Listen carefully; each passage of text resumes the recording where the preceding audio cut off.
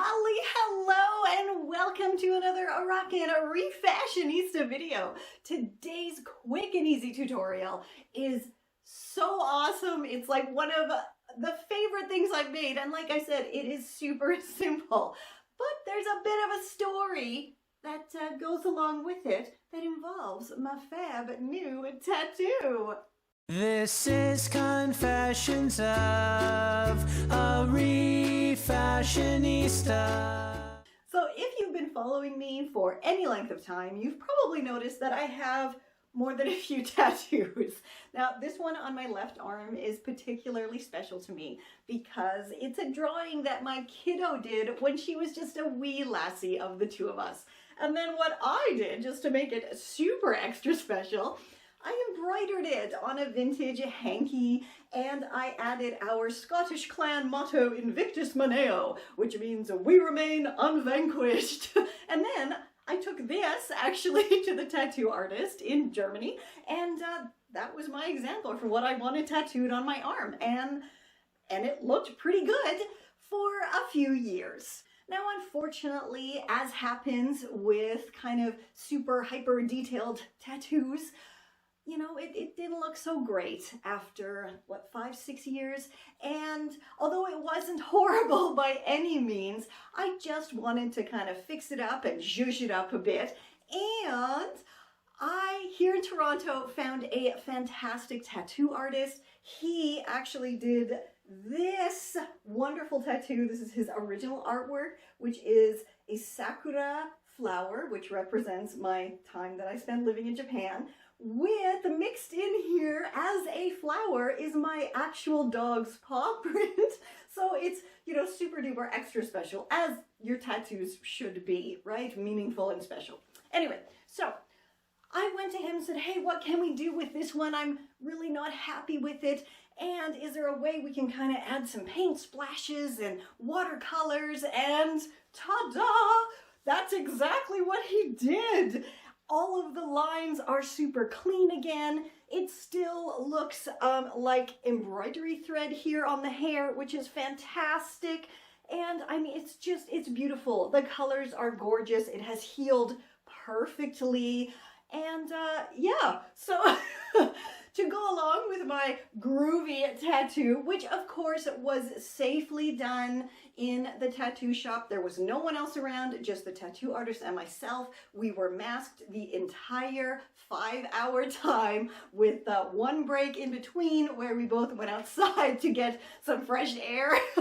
And yeah, so again, I'm super happy with this. Okay, finally, on to the tutorial. Now, to show off my groovy tattoos, I had thrifted a cold shoulder sweater online, which, you know, it was in great condition and super cozy, bulky, oversized, just what I wanted. But when I actually wore it, my shoulders got like too cold. So I don't know if it's because I'm getting older or what, but I figured, hey, I need to transform this into maybe a non-cold shoulder somehow, but I still wanted it to be unique. So yeah, let's get on to today's tutorial and you can see exactly what I did.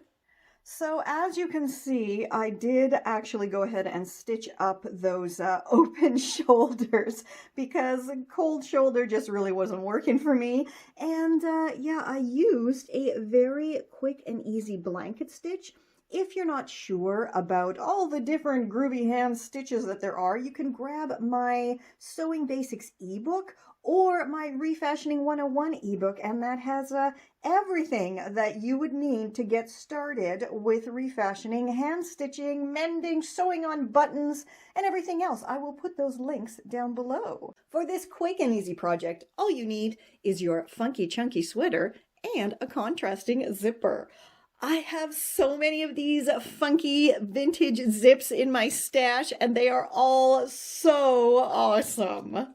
How fabulous are these instructions that came with the zipper? Like, they're so detailed and just, I mean, they really don't make things like this anymore. This is so fantastic.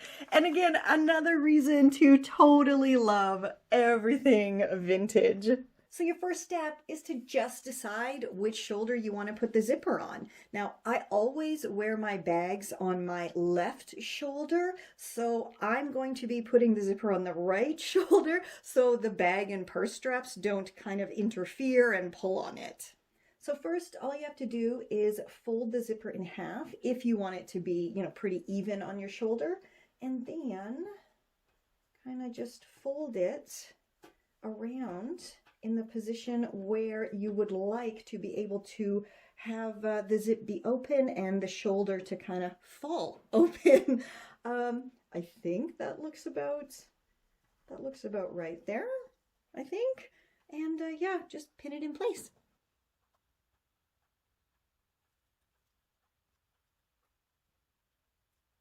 So first, I'm going to simply stitch the zipper on with a normal, easy peasy, straight stitch.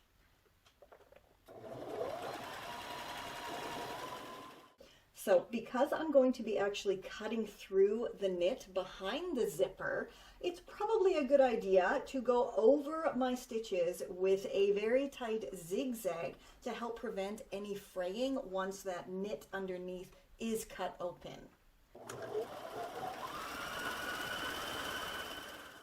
So as you can see, this clearly doesn't look fantastic, but it's on the inside and this is a project for myself, so I'm not super concerned. As long as it holds, that's what's important to me right now.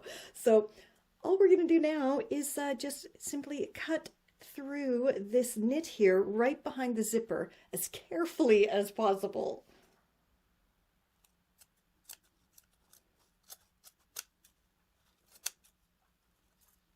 So as you can see, I have trimmed my knit fabric as close to these seams as possible because I really want to avoid any sort of catching on the zipper when I'm opening and closing it.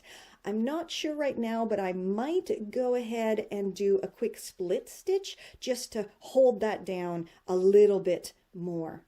So as you can see, I did actually do my split stitch all the way around the outside of the zipper, and I used a cool vintage embroidery thread that was about the same color gray as the sweater. So now let's do the ultimate test here and see if I can open and close the zipper.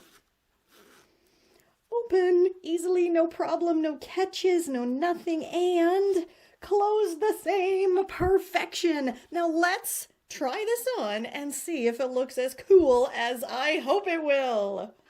I mean, how cool does this look? First of all, it is fantastic how easy it was to just close up those cold shoulders. And now I have the option, if I want to have a cold shoulder, I can. Let's just check here. Grab the, there we go. Ta-da! And I love that it is in a contrasting color, and woo, I love this. This is like so unique. I think I might have to do it to, experiment, do it on some other shirts as well. For loads more tips, tricks, and rockin' Refashionista tutorials, head on over to my refashionistasherry.com, and there you'll find, it's just basically your one-stop shop for everything for an affordable, sustainable lifestyle. And until next time, stay safe, stay well, and I'll catch ya on the zigzag.